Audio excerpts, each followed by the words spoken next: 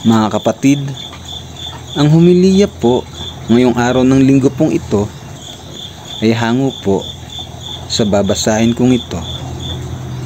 Marcos, Kapitulo 10, versikulo 2 hanggang 16. Ang katuruan ni Jesus laban sa pagpapalayas at paghiwalay sa asawa.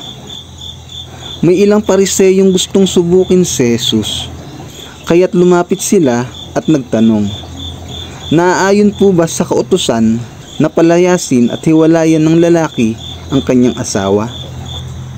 Sumagot siya, ano ba ang utos ni Moises sa inyo? Sumagot naman sila, ipinahihintulot po ni Moises na ang lalaki ay gumawa ng kasulatan ng paghihiwalay bago niya palayasin at hiwalayan ang kanyang asawa. Ngunit sinabi ni Jesus, ginawa ni Moises ang utos na iyon dahil sa katigasan ng inyong ulo.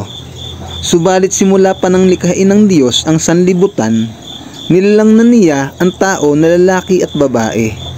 Dahil dito'y iiwan ng lalaki ang kanyang ama at ina. Magsasama sila ng kanyang asawa at ang dalawa'y magiging isa.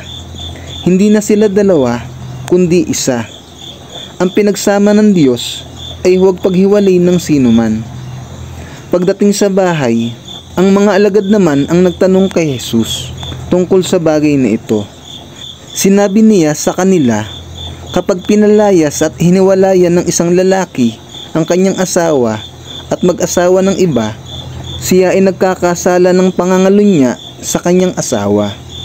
Gayon din naman, ang babaeng magpalayas at humiwalay sa kanyang asawa at mag-asawa ng iba ay nagkakasala rin ng pangangalunya.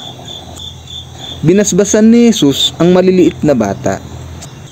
May mga taong nagdala ng mga bata kay Jesus upang hilinging ipatong niya sa mga ito ang kanyang kamay. Ngunit pinagalitan sila ng mga alagad. Nagalit si Jesus nang makita ito at sinabi sa kanila, hayaan ninyong lumapit sa akin ang mga bata at huwag ninyo silang pagbawalan, sapagkat ang mga katulad nila ang mapapabilang sa kaharian ng Diyos.